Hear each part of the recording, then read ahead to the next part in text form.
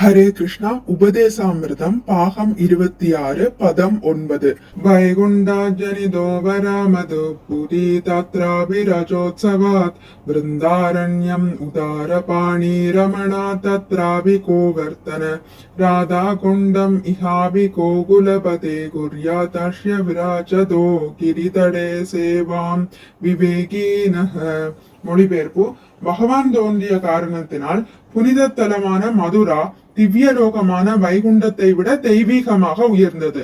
கிருஷ்ணரின் ராச லீலையினால் திவ்யவனமான பிருந்தாவனம் மதுராபுரியை விட உயர்ந்தது.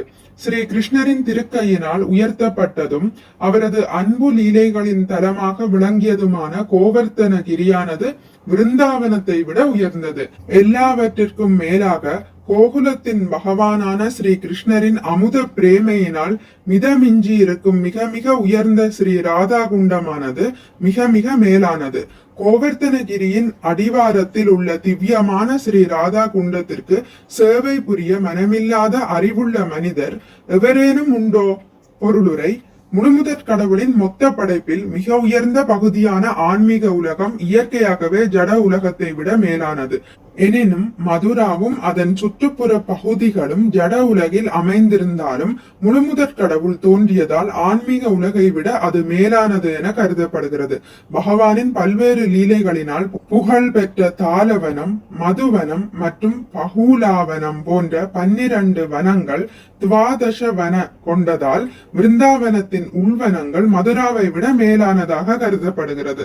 ஆனால் கிருஷ்ணரின் தாமரையை போன்ற திருக்கையினால் சினங்கொண்ட தேவர் தலைவனான இந்திரனால் அனுப்பப்பட்ட பெருமழையிலிருந்து தனது சுற்றத்தினரையும் பிரஜபூமியின் மக்களையும் காக்க ஒரு குடையை போல உயர்த்தப்பட்ட கோவர்த்தனகிரியானது அவற்றை விட மிகவும் உயர்ந்தது. கோவர்த்தனகிரியில் தான் கிருஷ்ணர் தனது தோழர்களுடன் பசுக்களை பார்த்து கொண்டார். கோவர்த்தனகிரியில் தான் கிருஷ்ணர் அவருக்கு மிகவும் பிரியமான ஸ்ரீ ராதாவுடன் சேர்ந்து அன்பு லீலைகளில் ஈடுபட்டார். ஆனால் கோவர்த்தனகிரியின் அடிவாரத்தில் உள்ள ராதா குண்டமானது அனைத்திற்கும் மேலானது. ஏனெனில் அங்குதான் கிருஷ்ணரின் அன்பு மிதமிஞ்சி இருக்கிறது. கிருஷ்ணருக்கும் ராதா ராணிக்கும் இடையேயான நித்தியமான அன்பு லீலைகளை ரதிவிலாச நினைவுபடுத்தி கொண்டே இருப்பதால் மிக உயர்ந்த பக்தர்கள் ராதா குண்டத்தில் வசிக்கவே விரும்புவர். ஸ்ரீ சைதன்ய மகாபிரபு முதலில் விரஜபூமிக்கு வந்தபோது ராதா குண்டத்தை முதலில் கண்டுபிடிக்க இயலவில்லை என சைதன்ய சரிதாமிருதத்தில் மத்திய லீலா கூறப்பட்டுள்ளது. ஸ்ரீ சைதன்ய மகாபிரபு ராதா குண்டத்தின் மிகச் சரியான இருப்பிடத்தை தேடிக்கொண்டிருந்தார் என்பதை இதன் மூலம் அறியலாம். இறுதியில் அவர் புனித ஸ்தலத்தை கண்டுபிடித்த போது அங்கே ஒரு சிறிய குளம் இருந்தது.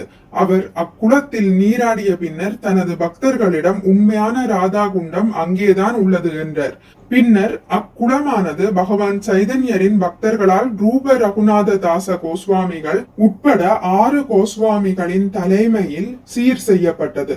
தற்பொழுது அங்கே ராதா குண்டம் எனப்படும் பெரிய ஏரி உள்ளது.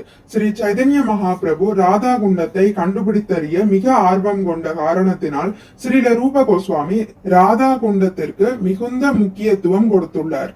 யார்தான் ராதா குண்டத்தை விட்டு வேறு எங்காவது வசிக்க விரும்புவர்? திவ்ய அறிவுடைய எவரும் இவ்வாறு செய்ய மாட்டார்கள். ராதா குண்டத்தின் உன்னத தன்மையையும் முக்கியத்துவத்தையும் மற்ற வைஷ்ணவ சம்பிரதாயங்களாலும் பகவான் சைதன்ய மகாபிரபுவின் பக்தி தொண்டில் ஆர்வமற்ற எவராலும் உணர்ந்து கொள்ள இயலாது. பகவான் ஸ்ரீ கிருஷ்ண சைதன்ய மகாபிரபுவை பின்பற்றுபவர்களான கௌடிய வைஷ்ணவர்களால் தான் ராதா குண்டமானது முக்கியமாக வழிபடப்படுகிறது. ஹரே கிருஷ்ணா. இத்துடன் முடித்துக் கொள்கிறேன். பதம் 9 இத்தோடு முடிந்து விட்டது. அடுத்த பதிவில் பதம் 10 வாசிக்கலாம். மிக்க நன்றி. ஹரே கிருஷ்ணா.